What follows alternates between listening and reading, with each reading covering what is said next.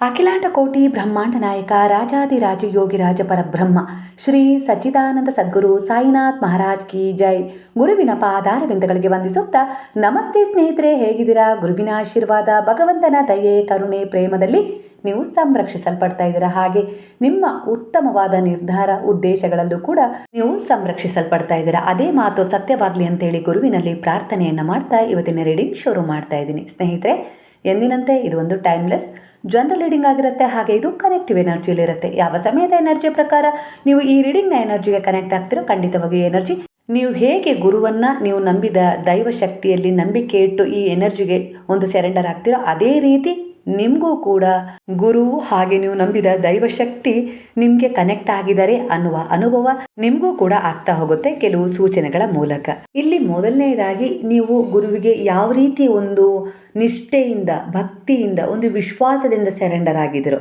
ಅಂದರೆ ಹೇಗೆ ಅಂದರೆ ಅವರು ಕೂಡ ಇಲ್ಲಿ ನಿಮಗೆ ತಂದೆಯ ರೀತಿಯಲ್ಲಿ ರಕ್ಷಣೆಯನ್ನು ನೀಡ್ತಾ ಇದ್ದಾರೆ ಅನ್ನೋ ರೀತಿಯಲ್ಲಿ ಮೊದಲ ಎನರ್ಜಿ ಕನೆಕ್ಟ್ ಆಗ್ತದೆ. ಅಂದರೆ ನೀವು ನಿಮ್ಮ ಮಗುವನ್ನು ಎಲ್ಲೋ ಹೊರಗಡೆ ಓದಲಿಕ್ಕೆ ಬಿಟ್ಟಿದ್ದೀರಾ ಅಂತ ಹೇಳಿ ಕಾಣಿಸ್ತಾ ಇದೆ. ಇಲ್ಲ ಒಂದಿಷ್ಟು ನಿಮ್ಮ ಜೊತೆಗಿದ್ದರೂ ಕೂಡ ಅವರನ್ನು ಒಂದಿಷ್ಟು ನೆಗೆಟಿವ್, ಒಂದಿಷ್ಟು ಸ್ನೇಹದ ವಿಚಾರ ಆಗಿರ್ಬೋದು, ಇಲ್ಲ ಒಂದಿಷ್ಟು ಜನರು, ಸಂಬಂಧಗಳು ದಿಕ್ಕು ತಪ್ಪಿಸ್ತಾ ಇದ್ದಾರೆ, ಅವರಿಗೆ ಒಂದಿಷ್ಟು ನಕಾರಾತ್ಮಕ ಪ್ರಚೋದನೆ ನೀಡ್ತಾ ಇದ್ದಾರೆ. ಇದು ನಿಮ್ಮ ಕಣ್ಣಿಗೆ ಕಾಣ್ತಾ ಇದೆ. ಅಂಥ ಒಂದು ಎನರ್ಜಿಯಿಂದ ಹೊರಗೆ ತರಬೇಕು, ಅಂತ ಜನರಿಂದ ಹೊರಗೆ ತರಬೇಕು. ಎಲ್ಲೋ ಕೆಲಸ ಮಾಡ್ತಾ ಇರ್ಬೋದು, ಇಲ್ಲ ಯಾವುದೋ ಒಂದು ಊರಲ್ಲಿ ಬೇರೆ ಕಡೆ ನಿಮ್ಮನ್ನು ಆಗಲಿ ಇರ್ಬೋದು, ಅದು ವಿದೇಶದಲ್ಲೇ ಇರ್ಬೋದು. ಆದರೆ ಅವರ ಸುತ್ತ ಇರುವ ಒಂದಿಷ್ಟು ಜನ ಸಂಬಂಧ ಸರಿ ಇಲ್ಲ ಅಂಥೇಳಿ ನಿಮಗೆ ಗೊತ್ತಾಗ್ತಾ ಇದೆ. ಆದರೂ ಕೂಡ ಅವರಿಂದ ದೂರ ಮಾಡಬೇಕು ಅಂಥೇಳಿ ಬಯಸ್ತಾ ಇದ್ದೀರಾ. ಅವ್ರ ಜೊತೆ ಅದ್ರ ಬಗ್ಗೆ ಚರ್ಚೆನೂ ಆಗಿದೆ. ಇದರಿಂದ ಒಂದಿಷ್ಟು ಮನಸ್ತಾಪ ಉಂಟಾಗಿದೆ. ಅವರಿಗೆ ಸಿಟ್ಟು ಬಂದಿದೆ, ಇಲ್ಲ ಯಾಕೆ ಈ ರೀತಿ ಮಾಡ್ತೀರಾ ಅಂತೇಳಿ ಅವ್ರು ನಿಮ್ಮನ್ನು ಪ್ರಶ್ನೆ ಮಾಡಿರ್ಬೋದು. ನಿಮ್ಮ ಆತಂಕ ಅವ್ರಿಗೆ ಗೊತ್ತಾಗ್ತಾ ಇಲ್ಲ. ಅಂದರೆ ಅವರನ್ನು ಯಾರಾದರೂ ಬಳಸ್ಕೊಂಡ್ಬಿಡ್ತಾರಾ, ಇಲ್ಲ ಯಾವುದಾದ್ರೂ ರೀತಿಯಲ್ಲಿ ದಾರಿ ತಪ್ಪಿಸ್ಬಿಡ್ತಾರಾ ಅನ್ನೋದು ನಿಮ್ಮ ಆಲೋಚನೆ. ನಿಮ್ಮ ಒಂದು ಒಳ್ಳೆಯ ಉದ್ದೇಶ ಅವ್ರಿಗೀಗ ಅರ್ಥ ಆಗ್ತಾ ಇಲ್ಲ. ಅವ್ರು ಮಾಡ್ತಾ ಇರೋದೇ ಸರಿ ಇದೆ ಅನ್ನೋ ರೀತಿಲಿ ಅವರು ಯೋಚಿಸ್ತಾ ಇದ್ದಾರೆ. ಹಾಗಾಗಿ ಸ್ವಲ್ಪ ನಿಮ್ಮ ಬಗ್ಗೆ ಸಿಟ್ಟಿದೆ. ಅವರಿರುವ ಪರಿಸ್ಥಿತಿಯಲ್ಲಿ ನೀವು ಅವ್ರ ಬಗ್ಗೆ ಒಂದು ಒಳ್ಳೆಯದಾಗಿ ಯೋಚಿಸ್ತಾ ಇದ್ದೀರಾ, ನಿಮ್ಮ ಉದ್ದೇಶ ತುಂಬ ಒಳ್ಳೆಯದಿದೆ ಅನ್ನೋದು ಅವರಿಗೆ ಅರ್ಥ ಆಗ್ತಾ ಇಲ್ಲ. ಆದರೆ ಕಾಲಕ್ರಮೇಣ ಅದರ ಅರಿವು ಅವರಿಗೆ ಖಂಡಿತ ಆಗತ್ತೆ. ಅಲ್ಲಿವರೆಗೂ ಸ್ವಲ್ಪ ಶ್ರದ್ಧೆ, ಸಬೂರಿ, ತಾಳ್ಮೆ ಇವಿರಲಿ ನಿಮ್ಮಲ್ಲಿ ಅನ್ನೋ ರೀತಿಲಿ ಬರ್ತಾ ಇದೆ. ಇದೇ ರೀತಿ ಗುರು ನಿಮ್ಮ ಜೀವನದಲ್ಲೂ ಕೂಡ ಕೆಲವರನ್ನು ದೂರ ಮಾಡ್ತಾ ಇದ್ದಾರೆ. ಯಾಕಂದರೆ ಅವರ ಉದ್ದೇಶ ಒಳಗೊಂದು ಹೊರಗೊಂದು ಇತ್ತು. ನಿಮ್ಮ ಎದುರಿಗೆ ಇರಬೇಕಾದ್ರೆ ಅವರು ಬೇರೆದೇ ರೀತಿಯಲ್ಲಿ ಯೋಚಿಸ್ತಾ ಇದ್ರು, ಮಾತಾಡ್ತಾ ಇದ್ರು. ಆದರೆ ನೀವು ಅವ್ರ ಜೊತೆ ಇಲ್ದಾಗ ಅವರು ನಿಮ್ಮ ಬಗ್ಗೆ ಒಂದು ಬೇರೊಂದು ಯೋಜನೆಯನ್ನು ಇಟ್ಕೊಂಡಿದ್ದಾರೆ. ನಿಮ್ಮ ಕಣ್ಣು ತಪ್ಪಿಸಿ ನಿಮ್ಮನ್ನು ವಂಚಿಸ್ತಾ ಇದ್ದಾರೆ ಅನ್ನೋ ರೀತಿಯಲ್ಲಿ ಕಾಣಿಸ್ತಾ ಇದೆ ಕೆಲವರು. ಹಾಗಾಗಿ ಇಲ್ಲಿ ಕೆಲವು ಸತ್ಯ ನಿಮಗೆ ಅರಿವಿಗೆ ಬಂದಿದೆ. ಆದರೂ ಕೂಡ ಎಲ್ಲೋ ಒಂದು ರೀತಿಯಲ್ಲಿ ಭ್ರಮೆ, ಮೋಹಕ್ಕೆ ಒಳಪಟ್ಟು ಆ ವಿಚಾರವನ್ನೂ ಕೂಡ ಒಪ್ಕೊಂಡು ಸಂಭಾಳಿಸೋಣ, ಸರಿ ಆಗತ್ತೆ ಅನ್ನೋ ರೀತಿಲಿ ಪ್ರಯತ್ನ ಏನೋ ಪಡ್ತಾ ಇದ್ದೀರಾ. ಪ್ರಾಮಾಣಿಕ ಪ್ರಯತ್ನ ನಿಮ್ಮದಾಗಿದೆ, ಆದರೆ ಆ ವ್ಯಕ್ತಿತ್ವ ಅವ್ರದ್ದು ಅದಕ್ಕೆ ವಿರುದ್ಧವಾಗಿದೆ ಅನ್ನೋ ರೀತಿಲಿ ಕಾಣಿಸ್ತಿದೆ. ಅಂದರೆ ನಿಮ್ಮ ನಂಬಿಕೆಗೆ ಅವರು ಅರ್ಹರಲ್ಲ, ಅದನ್ನು ಅರ್ಥ ಮಾಡ್ಕೊಳ್ಳಿ ಅನ್ನೋ ರೀತಿಲಿ ಇಲ್ಲಿ ಗುರು ಹೇಳ್ತಿದ್ರು. ಇಲ್ಲ ಅಂದರೆ ಈ ಸಂಬಂಧ, ಈ ಒಂದು ವಿಚಾರ ಇನ್ನೂ ಮುಂದುವರೆದ್ರೆ ನಿಮಗೆ ಸಹಿಸಿಕೊಳ್ಳಲಾರದ, ತಡೆದುಕೊಳ್ಳಕ್ಕಾಗಲ್ಲ ಅನ್ನೋ ಅಷ್ಟರ ಮಟ್ಟಿಗೆ ನೀವು ನೋವಲ್ಲಿ ಮುಳುಗ್ಬಿಡ್ತೀರಾ, ನಿಮ್ಮನ್ನು ಕಳ್ಕೊಂಡ್ಬಿಡ್ತೀರಾ ಅನ್ನೋ ರೀತಿಲಿ ಕಾಣಿಸ್ತಾ ಇದೆ. ಹಾಗಾಗಿ ಈಗಲೇ ಕೆಲವು ಸೂಚನೆಗಳು ಸಿಗ್ತಾ ಇದ್ದಾವೆ. ಅದನ್ನು ತಿದ್ದುವ ಪ್ರಯತ್ನ ನೀವು ಮಾಡಿದ್ದೀರಾ. ಆದರೂ ಕೂಡ ಅವರು ಅದನ್ನು ಅರ್ಥ ಮಾಡ್ಕೊಳ್ತಾ ಇಲ್ಲ ಅಂದರೆ ನೀವು ಕೆಲವೊಂದು ಬೇರೆ ರೀತಿಯ ನಿರ್ಧಾರಗಳನ್ನು ತಗೊಳ್ಳೋದು ಉತ್ತಮ ಅನ್ನೋ ರೀತಿಲಿ ಕಾಣಿಸ್ತಾ ಇದೆ. ಹಾಗೆ ಕೆಲವರ ಜೀವನದಲ್ಲಿ ಬರುವ ಪ್ರತಿಯೊಬ್ಬ ವ್ಯಕ್ತಿಯನ್ನು, ಪ್ರತಿಯೊಂದು ಪರಿಸ್ಥಿತಿಯನ್ನು ನೀವು ನಿಯಂತ್ರಿಸಲು ಸಾಧ್ಯವಿಲ್ಲ. ಆದರೆ ಅವುಗಳಿಗೆ ನೀವು ಹೇಗೆ ಪ್ರತಿಕ್ರಿಯಿಸ್ತೀರಾ ಎಂಬುದನ್ನು ಅರ್ಥ ಮಾಡಿಕೊಂಡು ನೀವು ಅದನ್ನು ನಿಯಂತ್ರಿಸ್ಬೋದು ಅನ್ನೋ ರೀತಿಲಿ ಕಾಣಿಸ್ತಾ ಇದೆ. ಯಾರಾದರೂ ನಿಮ್ಮನ್ನು ನೋಯಿಸಿದರೆ ಅವರಿಂದ ದೂರ ಹೋಗೋದು ಮಾತ್ರ ಡಿಟ್ಯಾಚ್ಮೆಂಟ್ ಅಲ್ಲ, ಅವರ ಮಾತುಗಳು ಮತ್ತೆ ಮತ್ತೆ ನಿಮ್ಮ ಮನಸ್ಸಿನಲ್ಲಿ ಓಡಾಡದೇ ಇರುವುದು ಕೂಡ, ಅವರ ವರ್ತನೆಯಿಂದ ನಿಮ್ಮ ಆತ್ಮಶಾಂತಿ ಕಳೆದುಕೊಳ್ಳದೇ ಇರುವುದು ಕೂಡ, ಅದು ಕೂಡ ನಿಜವಾದ ಒಂದು ಡಿಟ್ಯಾಚ್ಮೆಂಟ್ ಆಗಿರುತ್ತೆ. ಅರ್ಥ ಮಾಡ್ಕೊಳ್ಳಿ. ಡಿಟ್ಯಾಚ್ಮೆಂಟ್ ಅಂದ ತಕ್ಷಣ ನನಗೆ ಯಾರೂ ಬೇಡ ಅನ್ನೋದಲ್ಲ. ಯಾರಿದ್ದರೂ ಯಾರಿಲ್ಲದಿದ್ದರೂ ನನ್ನ ಒಳಗಿನ ಶಾಂತಿಯನ್ನು, ನೆಮ್ಮದಿಯನ್ನು, ಒಂದು ಒಳ್ಳೆಯ ಉದ್ದೇಶವನ್ನು ನಾನು ಕಳೆದುಕೊಳ್ಳೋದಿಲ್ಲ ಅನ್ನುವ ದೃಢ ವಿಶ್ವಾಸ ಮುಖ್ಯ. ಅದರ ಮೇಲೆ ನಿಮ್ಮ ನಿರ್ಧಾರ ಇರಬೇಕು ಅನ್ನೋ ರೀತಿಯಲ್ಲಿ ಇಲ್ಲಿ ವಿಚಾರ ಬರ್ತದೆ. ಕೆಲವೊಮ್ಮೆ ಜೀವನದಿಂದ ಕೆಲವು ಜನರನ್ನು ತೆಗೆದುಹಾಕೋದು ಪನಿಷ್ಮೆಂಟ್ ಅಲ್ಲ, ಒಂದು ಶಿಕ್ಷೆ ಅಲ್ಲ, ಅದು ನಿಮ್ಮ ರಕ್ಷಣೆಯಾಗಿರುತ್ತೆ. ಹಾಗೆ ಹೊಸದಾಗಿ ನಿಮ್ಮ ಜೀವನವನ್ನು ಪುನರ್ಸ್ಥಾಪನೆ ಮಾಡ್ಕೊಳ್ಳೋಕ್ಕೂ ಒಂದು ದಾರಿಯಾಗಿರುತ್ತೆ ಅನ್ನೋ ರೀತಿಯಲ್ಲಿ ಕಾಣಿಸ್ತದೆ. ಕೆಲವು ಸಂಬಂಧಗಳು ನಿಮ್ಮ ಜೀವನದಲ್ಲಿ ಉಳಿಯಲು ಬರೋದಿಲ್ಲ, ಅವು ನಿಮಗೆ ಒಂದು ಲೆಸನ್ ಅಂದರೆ ಪಾಠ ಆಗಿ ಬಂದಿರ್ತವೆ ಅಷ್ಟೇ. ಅದನ್ನು ಅರ್ಥ ಮಾಡ್ಕೊಳ್ಳಿ ಅನ್ನೋ ರೀತಿಯಲ್ಲಿ ಇಲ್ಲಿ ಗುರು ಹೇಳ್ತಾ ಇದ್ದಾರೆ ಈ ಸಮಯದ ಎನರ್ಜಿಯ ಪ್ರಕಾರ. ಕರ್ಮ ಅಂದ ತಕ್ಷಣ ನೀವೇನೋ ತಪ್ಪು ಮಾಡಿದರೆ ಅದಕ್ಕೋಸ್ಕರ ಶಿಕ್ಷೆ ಬರ್ತಾ ಇದೆ ಅನ್ನೋ ರೀತಿಲಿ ಅರ್ಥ ಮಾಡ್ಕೊಳ್ಳೋದಲ್ಲ. ನೀವು ಮಾಡುವ ಪ್ರತಿಯೊಂದು ಒಂದು ಕೆಲಸ ಆಗಿರ್ಬೋದು, ನಿರ್ಧಾರ ಆಗಿರ್ಬೋದು, ನಿಮ್ಮ ಉದ್ದೇಶ ಆಗಿರ್ಬೋದು, ನಿಮ್ಮ ಆಯ್ಕೆ ಆಗಿರ್ಬೋದು, ಯಾವುದೋ ಒಂದು ಪರಿಣಾಮವನ್ನು ಸೃಷ್ಟಿಸುತ್ತೆ ಅನ್ನೋದು ಒಂದು ವಾಸ್ತವ ಸತ್ಯ ಆಗಿದೆ ಅನ್ನೋದನ್ನು ಅರ್ಥ ಮಾಡ್ಕೊಳ್ಳಿ ಅನ್ನೋ ರೀತಿಲಿ ಇಲ್ಲಿ ಗುರು ಹೇಳ್ತಿದ್ದಾರೆ. ನೀವು ಯಾರಿಗಾದರೂ ನೋವು ಕೊಟ್ಟರೆ ಅದೇ ವ್ಯಕ್ತಿಯಿಂದ ಅದೇ ರೀತಿಯಲ್ಲಿ ನೋವು ಬರಬೇಕು ಅನ್ನೋದು ಕರ್ಮದ ಸರಳ ನಿಯಮವಲ್ಲ. ಬದಲಾಗಿ ನಿಮ್ಮ ಒಂದು ಆ್ಯಕ್ಷನ್ಸ್ ನಿಮ್ಮ ಜೀವನದಲ್ಲಿ ಕೆಲವು ಎಕ್ಸ್ಪೀರಿಯನ್ಸ್ ಪ್ಯಾಟ್ರನ್ಸ್ ಮತ್ತು ಲೆಸನ್ಸನ್ನು ಸೃಷ್ಟಿಸ್ಬೋದು ಅನ್ನೋ ರೀತಿಲಿ ಇಲ್ಲಿ ವಿಚಾರ ಇರುತ್ತೆ. ಆದ್ದರಿಂದ ಕರ್ಮವನ್ನು ಶಿಕ್ಷೆಯಾಗಿ ನೋಡೋದು ಬೇಡ, ಅದು ಒಂದು ಅವೇರ್ನೆಸ್ಗಾಗಿ ಬರುವ ಲೆಸನ್ ಆಗಿ ನೋಡಿ ಅನ್ನೋ ರೀತಿಲಿ ಇಲ್ಲಿ ವಿಚಾರ ಕನೆಕ್ಟ್ ಆಗ್ತದೆ. ಒಂದು ರಿಲೇಷನ್ಶಿಪ್ ಮತ್ತೆ ಮತ್ತೆ ಅದೇ ರೀತಿಯ ನೋವನ್ನು ಕೊಡ್ತಾ ಇದ್ದರೆ ಪ್ರಶ್ನೆ ಅವರು ಯಾವಾಗ ಬದಲಾಗ್ತಾರೆ ಎನ್ನುವುದಕ್ಕಿಂತ ಈ ಸಿಚುವೇಶನ್ ನನಗೇನೋ ಕಲಿಸ್ತಾ ಇದೆ ಅಂತ ಹೇಳಿ ಅರ್ಥ ಮಾಡ್ಕೊಳ್ಳೋದು ಬಹಳ ಮುಖ್ಯ. ಅಲ್ಲಿ ಕಾರ್ಮಿಕ್ ಸೈಕಲ್ ಬಗ್ಗೆ ಅವೇರ್ನೆಸ್ ಶುರುವಾಗುತ್ತದೆ. ನೀವು ಯಾವುದೋ ಒಂದು ಸಿಚುವೇಶನ್ ಅಂದರೆ ಪರಿಸ್ಥಿತಿಯನ್ನು ಬಲವಂತವಾಗಿ ಬದಲಾಯಿಸಲು ಪ್ರಯತ್ನಿಸ್ತಾ ಇದ್ದರೆ ಯೂನಿವರ್ಸ್ ಅಂದರೆ ನೀವು ನಂಬಿದ ಗುರುವು ಹೇಳ್ತಾ ಇದ್ದಾರೆ, ಸ್ಟಾಪ್ ಅಂದರೆ ನಿಲ್ಲು, ಯೋಚಿಸು, ಅಂದರೆ ಮುಂದೆ ಹೋಗಿಸುವ ವಿಚಾರವನ್ನು ಅನ್ನೋ ರೀತಿಯಲ್ಲಿ. ಕೆಲವೊಮ್ಮೆ ಉತ್ತರ ಆ್ಯಕ್ಷನಲ್ಲೇ ಇರೋದಿಲ್ಲ, ಅಂದರೆ ಸರೆಂಡರ್ನಲ್ಲಿರುತ್ತೆ ಅನ್ನೋದನ್ನು ಅರ್ಥ ಮಾಡ್ಕೊಳ್ಳಿ ಅನ್ನೋ ರೀತಿಯಲ್ಲಿ ವಿಚಾರ ಬರ್ತಾ ಇದೆ. ನೀವೆಲ್ಲವನ್ನು ಕಂಟ್ರೋಲ್ ಮಾಡಬೇಕು ಅಂತ ಏನಿಲ್ಲ. ಯಾರಾದರೂ ನಿಮ್ಮನ್ನು ಬಿಟ್ಟು ಹೋದರೆ ತಕ್ಷಣ ಅವರನ್ನು ಹಿಂದಕ್ಕೆ ತರಲು ಪ್ರಯತ್ನಿಸುವ ಬದಲು ಸ್ವಲ್ಪ ಹಿಂದೆ ಸರಿದು ಆ ಸಿಚುವೇಶನನ್ನು ಬೇರೆ ದೃಷ್ಟಿಕೋನದಿಂದ ನೋಡುವ ಅಭ್ಯಾಸವನ್ನು ಮಾಡ್ಕೊಳ್ಳಿ. ಬಹುಶಃ ನೀವು ಕಳೆದುಕೊಂಡಿದ್ದು ಲಾಸ್ ಅಲ್ಲ, ಅದು ಬೇರೆ ದಾರಿ ಆಗಿರಬಹುದು ಅನ್ನೋ ರೀತಿಯಲ್ಲಿ ಕಾಣಿಸ್ತಾ ಇದೆ. ಹಾಗೆ ಇಲ್ಲಿ ಮೊದಲು ನೀವು ಗುರುವಿಗೆ ಸರೆಂಡರ್ ಆಗಿದ್ದೀರಾ, ನಂತರ ನಿಮ್ಮ ಜೀವನದಲ್ಲಿ ಹೀಲಿಂಗ್ ನಡೀತಾ ಇದೆ. ಇಲ್ಲಿ ನೀವು ಒಂದು ಪರಿಸ್ಥಿತಿಯಿಂದ ಹೊರಬರಲಿಕ್ಕೆ ಪ್ರಯತ್ನಿಸ್ತಾ ಇದ್ದೀರಾ ಅಂದರೆ ಪ್ರಾರಂಭಿಸ್ತಾ ಇದ್ದೀರಾ, ಮೊದಲಿಗೆ ನಿಮ್ಮಲ್ಲಿ ಖಾಲಿತನದ ಅನುಭವ ಆಗೇ ಆಗತ್ತೆ. ಸರಿಯಾದ ನಿರ್ಧಾರನ ತಗೊಂಡ, ಇಲ್ಲ ಅವ್ರು ಮತ್ತೆ ನನ್ನ ಜೀವನದಲ್ಲಿ ಬರ್ತಾರಾ, ನನ್ನ ಜೀವನ ಮುಂದೆ ಹೇಗಿರುತ್ತೆ ಎಂಬ ಪ್ರಶ್ನೆಗಳು ಬರ್ತದೆ. ಆದರೆ ಇಲ್ಲಿ ಯಾವುದನ್ನೋ ಬಿಡೋದ್ರಿಂದ ನಿಮ್ಮ ಜೀವನ ಖಾಲಿಯಾಗೋದಿಲ್ಲ. ಕೆಲವೊಮ್ಮೆ ನೀವು ಬಿಡುವ ಜಾಗದಲ್ಲೇ ಹೊಸ ಎನರ್ಜಿ ಪ್ರವೇಶ ಮಾಡುತ್ತೆ, ಅದನ್ನು ಅರ್ಥ ಮಾಡ್ಕೊಳ್ಳಿ. ಹಾಗಾಗಿ ನೀವು ಹೇಳಿರುವ ಕೆಲವೊಂದು ವಿಚಾರಗಳು ಕೆಲವು ಜನರಿಗೆ ಮನದಟ್ಟಾಗತ್ತೆ, ಇಲ್ಲಾಂದರೆ ಕೆಲವರಿಗೆ ಅದು ನಿಮ್ಮನ್ನು ಬದಲಾಯಿಸುವ ರೀತಿಯಲ್ಲಿ ಪರಿವರ್ತನೆಯನ್ನು ಅವರು ಬಯಸ್ತಾ ಇರ್ತಾರೆ, ಆದರೆ ಅವರೇ ಪರಿವರ್ತನೆ ಆಗ್ತಾರೆ ಅನ್ನೋ ರೀತಿಯಲ್ಲಿ ಕಾಣಿಸ್ತದೆ. ಸ್ವಲ್ಪ ಸಮಯ ಬೇಕು. ಇದು ಕೆಲವೊಮ್ಮೆ ನಿಮಗೆ ಯಾರೋ ದೂರ ಆಗೋದು, ಇಲ್ಲ ಅಂದರೆ ಏನೋ ಒಂದು ಗುಪ್ತವಾದ ಚರ್ಚೆ ನಡೆಯೋದು, ಇಲ್ಲ ಒಂದು ಯಾವುದೋ ರೀತಿಯಿಂದ ಸ್ಟ್ರೆಸ್, ಒಂದು ನಿಮ್ಮ ವಿಚಾರದಲ್ಲಿ ನೀವು ಸರಿಯಾದ ನಿರ್ಧಾರಗಳನ್ನು ತಗೊಳಕ್ಕಾಗ್ತಾ ಇಲ್ಲ ಅನ್ನೋ ರೀತಿಯಲ್ಲಿ ನಿಮ್ಮನ್ನು ಡಿಪ್ರೆಷನ್ಗೆ ಒಯ್ಯೋದಂತೂ ಖಂಡಿತ. ಕೆಲವೊಂದು ನಿಮ್ಮ ರೀತಿಯಲ್ಲಿ ಆಗದಿದ್ದಾಗ, ನೀವು ಅಂದ್ಕೊಂಡಿದ್ದು ಬೇಗನೆ ಸಿಗದಿದ್ದಾಗ ಈ ರೀತಿ ಆಗತ್ತೆ. ಅಂದರೆ ನೀವು ಯಾರನ್ನೋ ಬದಲಾಯಿಸಬೇಕು, ಇಲ್ಲ ಅವ್ರು ಬದಲಾಗ್ತಾರೆ ಅಂತ ಹೇಳಿ ಏನೋ ಒಂದು ರೀತಿಯಲ್ಲಿ ನಿಮ್ಮ ಉದ್ದೇಶ ಇಟ್ಕೊಂಡಿರ್ತೀರ, ಅದು ಆಗದೇ ಇದ್ದಾಗ ಖಂಡಿತ ನಿಮಗೆಲ್ಲೋ ಒಂದು ರೀತಿಯಲ್ಲಿ ನೋವಾಗುತ್ತೆ. ಅವ್ರು ಬದಲಾಗ್ತಾರೆ, ಈ ಬಾರಿ ಎಲ್ಲವೂ ಸರಿಯಾಗತ್ತೆ, ಇನ್ನೂ ಸ್ವಲ್ಪ ವೇಟ್ ಮಾಡ್ತೀನಿ ಅಂತ ಹೇಳಿ ನೀವೇನು ಅಂದ್ಕೊಂಡಿದ್ದೀರಲ್ಲ, ಅದು ಒಂದು ರೀತಿಯಲ್ಲಿ ನಿರಾಸೆ ಕಾಣ್ತಾ ಇದೆ. ಅಂದರೆ ಅಲ್ಲಿ ಬೇರೆದ್ದೇ ದೃಷ್ಟಿಕೋನದಲ್ಲಿ ನೀವು ಸ್ವಲ್ಪ ಯೋಚಿಸಬೇಕು, ನೋಡಬೇಕು ಅನ್ನೋ ರೀತಿಯಲ್ಲಿ ಕಾಣಿಸ್ತಾ ಇದೆ.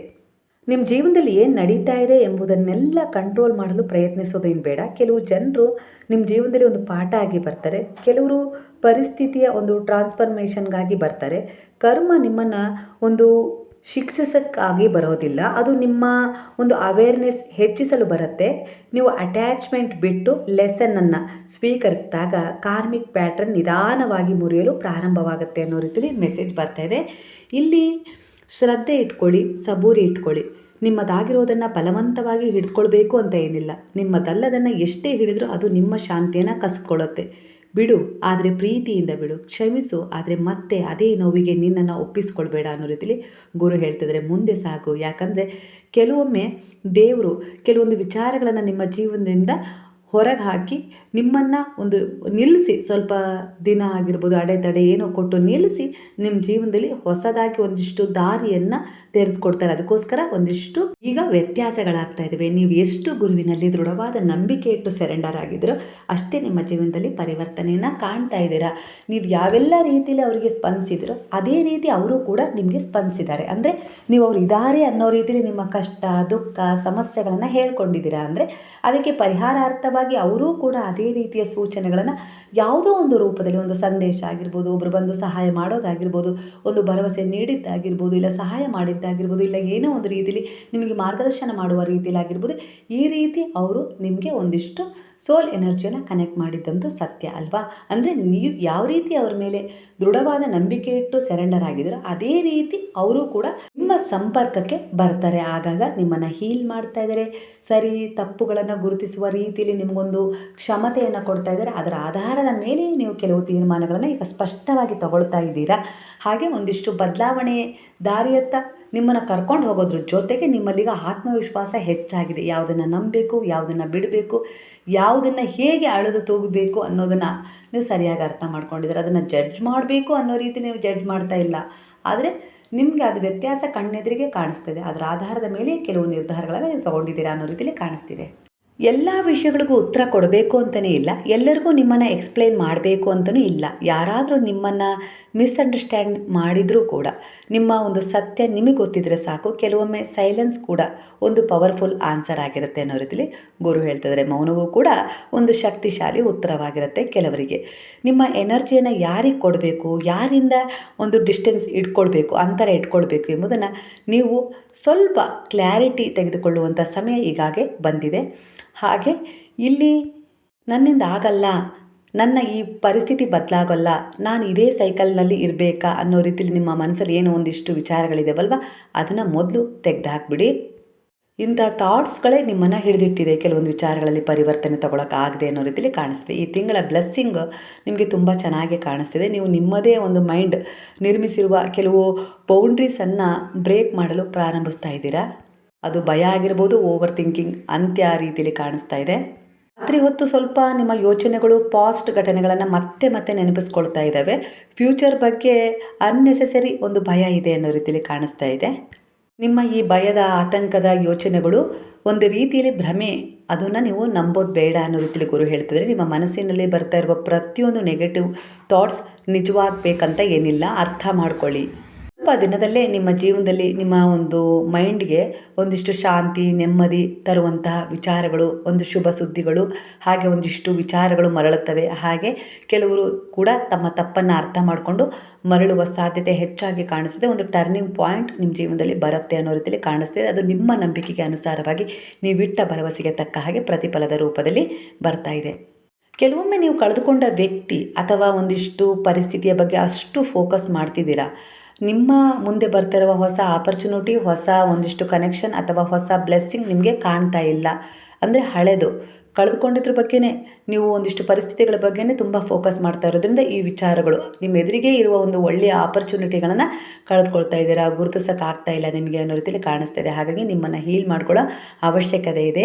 ಸ್ವಲ್ಪ ಧ್ಯಾನ ಮಾಡಿ, ಗುರುವಿನ ನಾಮಸ್ಮರಣೆ ಮಾಡಿ, ಜಪ ಮಾಡಿ, ಹಾಗೆ ಒಂದು ಪ್ರಕೃತಿಯ ಕಡೆ ಸ್ವಲ್ಪ ಗಮನ ಹರಿಸಿ, ಒಂದು ಕಡೆ ಎಲ್ಲಾದರೂ ನಿಮಗೆ ಶಾಂತವಾದ ಜಾಗ, ನೆಮ್ಮದಿ ತರುತ್ತೆ ಅನ್ನೋ ಜಾಗದಲ್ಲಿ ನೀವು ಸ್ವಲ್ಪ ಸಮಯ ಕಳೆದು ಬನ್ನಿ. ಹೋಗಿ ತಿರುಗಾಡಿ, ಇಲ್ಲ ಹಾಡು ಹೇಳಿ, ಈ ರೀತಿ ಒಂದಿಷ್ಟು ನಿಮ್ಮನ್ನು ಚೇತರಿಸಿಕೊಳ್ಳುವ ರೀತಿಲಿ ನಿಮ್ಗೆ ಯಾವುದು ಒಂದು ಒಳ್ಳೆಯ ಕೆಲಸ ಅನಿಸುತ್ತೋ, ಹಿತ ನೀಡುತ್ತೋ ಆ ರೀತಿಯ ಒಂದಿಷ್ಟು ನಡವಳಿಕೆಯನ್ನು ನಿಮ್ಮ ಜೀವನದಲ್ಲಿ ಕಂಡುಕೊಳ್ಳಿ. ಅಂದರೆ ಮಾಡಿ ಆ ಕೆಲಸಗಳನ್ನು. ನಿಮ್ಗೆ ಯಾವ್ದು ಸಂತೋಷ ಕೊಡುತ್ತೋ ಆ ಚಟುವಟಿಕೆಯಲ್ಲಿ ನಿಮ್ಮನ್ನು ಭಾಗವಹಿಸಲು ಬಿಡಿ. ಆಗ ನೀವು ಹೀಲ್ ಆಗ್ತೀರಾ ಅನ್ನೋ ರೀತಿಲಿ ಗುರು ಹೇಳ್ತಾ ಇದ್ದಾರೆ.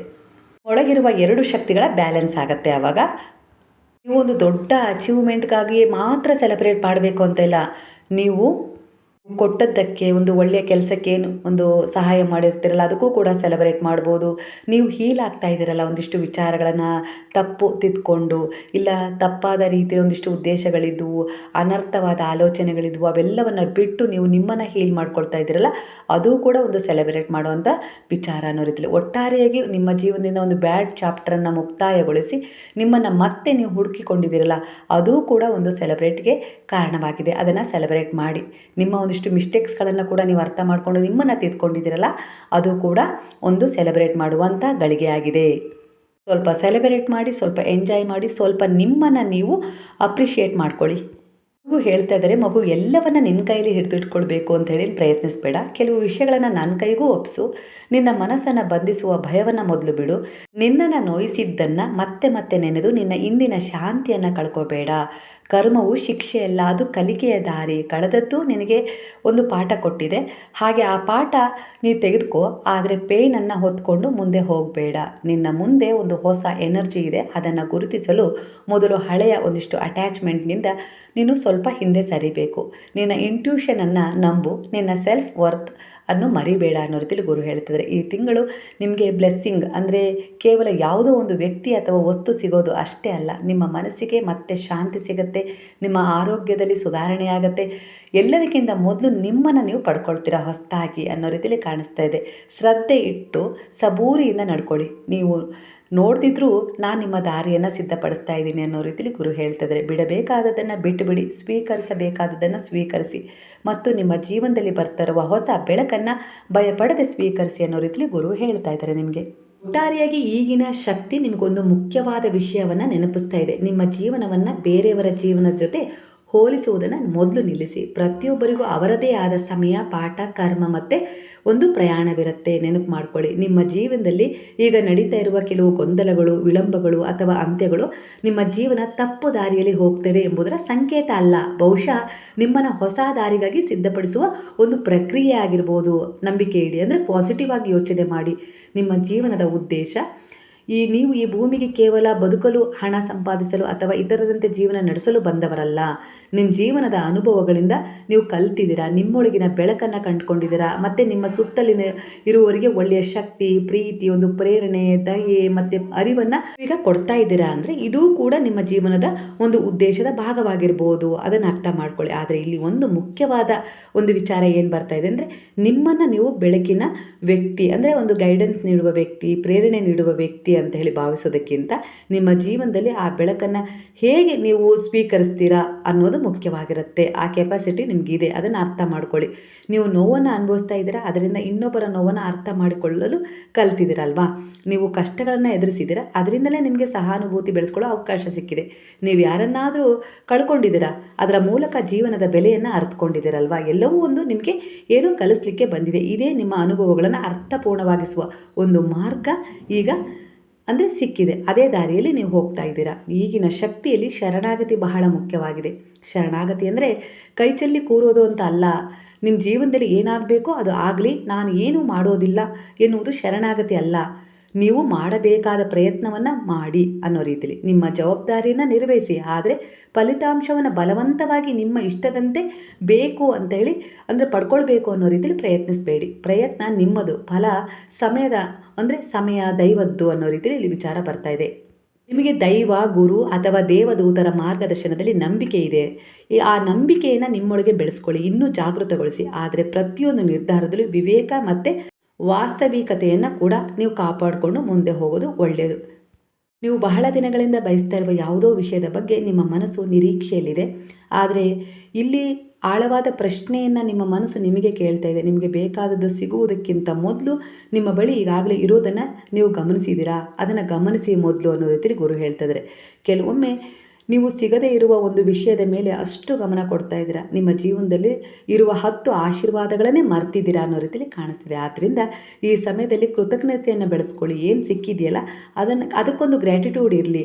ನಿಮ್ಮ ಆರೋಗ್ಯ, ಕುಟುಂಬ, ಸ್ನೇಹ, ಕೆಲಸ, ಅವಕಾಶಗಳು, ನಿಮ್ಮಲ್ಲಿರುವ ಸಾಮರ್ಥ್ಯ ಇವುಗಳೆಲ್ಲವನ್ನು ಗಮನಿಸಿ ಅವುಗಳಿಗೊಂದು ಕೃತಜ್ಞತೆಯನ್ನು ಸಲ್ಲಿಸಿದರೆ ಖಂಡಿತ ನಿಮಗೆ ಏನು ಬಯಸ್ತಾ ಇದ್ದೀರಲ್ಲ ಒಂದು ದೊಡ್ಡ ನಿರೀಕ್ಷೆ ಇಟ್ಕೊಂಡು ಅದು ಕೂಡ ಸಿಗುತ್ತೆ. ನಿಮ್ಮ ವಿದ್ಯಾಭ್ಯಾಸದಲ್ಲಿ ನಿಮಗೊಂದು ಪ್ರಗತಿ ಕಾಣುತ್ತೆ. ನೀವೇನು ಅಂದ್ಕೊಂಡಿದ್ರೋ ಆ ಒಂದು ಗುರಿಯನ್ನು ನೀವು ತಲುಪ್ತೀರಾ.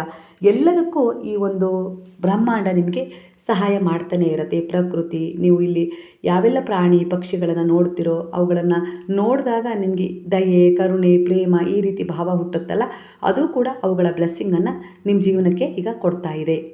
ನಿಧಾನವಾಗಿ ಸಮೃದ್ಧಿಯ ಭಾವನೆಯಾಗಿ ನೀವು ಈಗ ಬದಲಾಗ್ತಾ ಇದ್ದೀರಾ ಅನ್ನೋ ರೀತಿಯಲ್ಲಿ ಕಾಣಿಸ್ತಿದೆ. ಇಲ್ಲಿ ಅನೇಕ ಬಾರಿ ಒಂದು ನೋವಿನ ಅಧ್ಯಾಯ ಮುಗಿಯುವ ಶಕ್ತಿಯನ್ನು ಇಲ್ಲಿ ತೋರಿಸ್ತಾ ಇದೆ.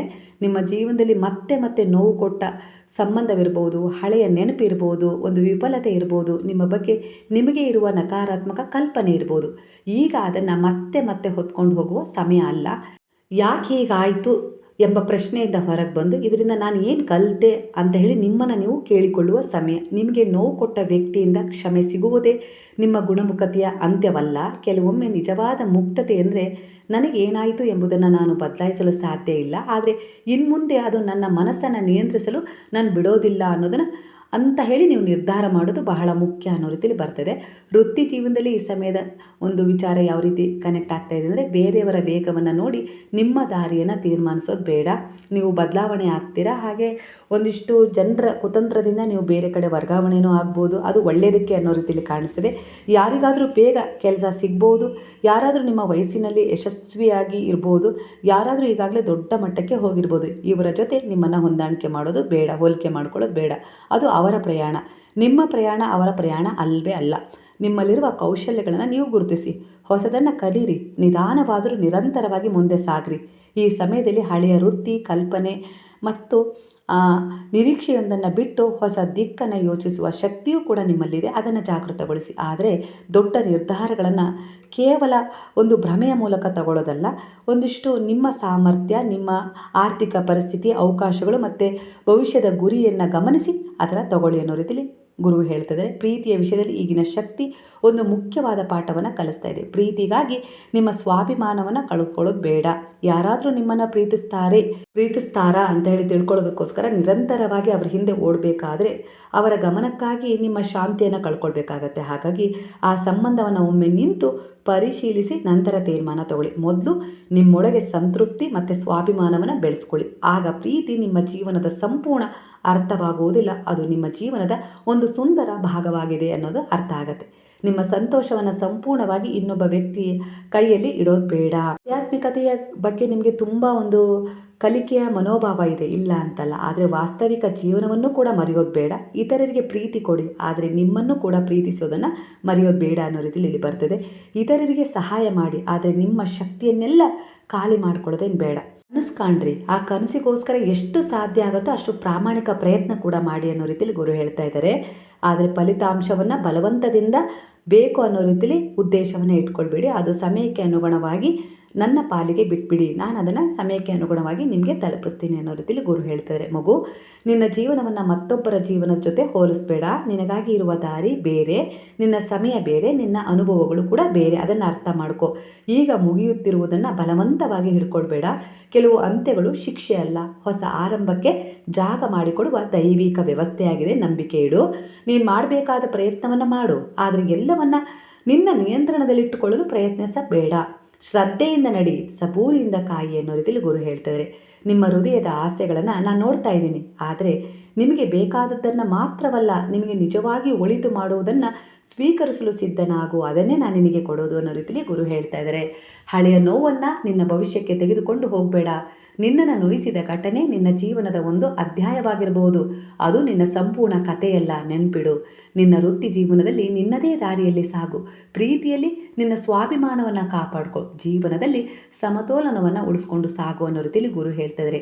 ನೀನು ತಡವಾಗಿಲ್ಲ, ನೀನು ಹಿಂದೆ ಬಿದ್ದಿಲ್ಲ, ನೀನು ಕಳೆದು ಹೋಗಿಲ್ಲ. ನೀನು ನಿನ್ನದೇ ಸಮಯದಲ್ಲಿ ಬೆಳೀತಾ ಇದೆಯಾ. ನೆನಪಿಟ್ಕೋ, ಶ್ರದ್ಧೆ ಇಟ್ಕೋ, ಸಬೂರಿ ಇಟ್ಕೋ. ನಾನು ದಾರಿ ತೋರಿಸ್ತಾ ಇದ್ದೀನಿ, ಆದರೆ ಹೆಜ್ಜೆ ಇಡುವುದು ನಿನ್ನ ಕೆಲಸ. ಹಳೆಯದನ್ನು ಪ್ರೀತಿಯಿಂದ ಬಿಡು, ಹೊಸದನ್ನು ನಂಬಿಕೆಯಿಂದ ಸ್ವೀಕರಿಸು. ನಿನ್ನ ಮನಸ್ಸಿನ ಶಾಂತಿಯೇ ಈ ಸಮಯದ ನಿಜವಾದ ಆಶೀರ್ವಾದವಾಗಿದೆ. ಸ್ವೀಕರಿಸು. ಪ್ರತಿ ಕ್ಷಣ ನಾನು ನಿನ್ನ ಜೊತೆಗಿದ್ದೀನಿ ಅನ್ನೋ ರೀತಿಯಲ್ಲಿ ಗುರು ನಿಮಗೆ ಹೇಳ್ತಾಯಿದ್ದಾರೆ. ಈಗಿನ ನಿಮ್ಮ ಮನಸ್ಥಿತಿಗೆ ಗುರುವಿನ ಒಂದು ಮಾರ್ಗದರ್ಶನವೂ ನಿಮಗೆ ಸಿಕ್ಕಿದೆ. ಹಾಗೆ ಅವರೇ ನಿಮಗೆ ಸಾಂತ್ವನ ಕೂಡ ಮಾಡಿದ್ದಾರೆ ಈಗಿನ ನಿಮ್ಮ ಪರಿಸ್ಥಿತಿಗೆ. ಹಾಗೆ ಯಾವ ರೀತಿ ಬದಲಾವಣೆಯನ್ನು ಮಾಡಿಕೊಳ್ಬೇಕು ಅನ್ನೋ ರೀತಿಯಲ್ಲಿ ನಿಮಗೆ ಒಂದು ಉಪದೇಶವನ್ನು ಕೂಡ ಮಾರ್ಗದರ್ಶನದ ಮೂಲಕ ನೀಡಿದ್ದಾರೆ. ಈಗಿನ ಎನರ್ಜಿ, ಗುರುವಿನ ಈಗಿನ ಎನರ್ಜಿ ನಿಮ್ಮ ಎನರ್ಜಿಗೆ ಕನೆಕ್ಟ್ ಆಗಿ ನಿಮ್ಮನ್ನು ಬದಲಾಯಿಸಿದೆ, ಸರಿಯಾದ ತೀರ್ಮಾನಗಳನ್ನು ತಗೊಳ್ಳೋಕ್ಕೆ ಪ್ರೇರಣೆ ನೀಡಿದೆ ಅನ್ನೋದಾದರೆ ಕೃತಜ್ಞತಾಪೂರ್ವಕವಾಗಿ ಸಾಯಿರಾಮ್ ಅಂತೇಳಿ ಗುರುವಿಗೆ ಒಂದು ಕೃತಜ್ಞತೆಯನ್ನು ಸಲ್ಲಿಸುವ ಮೂಲಕ ಸಾಯಿರಾಮ್ ಅಂತೇಳಿ ಕಮೆಂಟ್ ಮಾಡಿ. ಹಾಗಾದರೆ ಎಲ್ಲರೂ ಸೇರಿ ಹೇಳೋಣವಾ? ಹರೇ ರಾಮ ರಾಮ ರಾಮ ಹರೇ ಹರೇ, ಹರೇ ಕೃಷ್ಣ ಕೃಷ್ಣ ಕೃಷ್ಣ ಹರೇ ಹರೇ, ಹರೇ ಸಾಯಿ ಸಾಯಿ ಸಾಯಿ ಹರೇ ಹರೇ, ಹರೇ ಬಾಬಾ ಬಾಬಾ ಬಾಬಾ ಹರೇ ಹರೇ, ಹರೇ ದತ್ತ ದತ್ತ ದತ್ತ ಹರೇ ಹರೇ.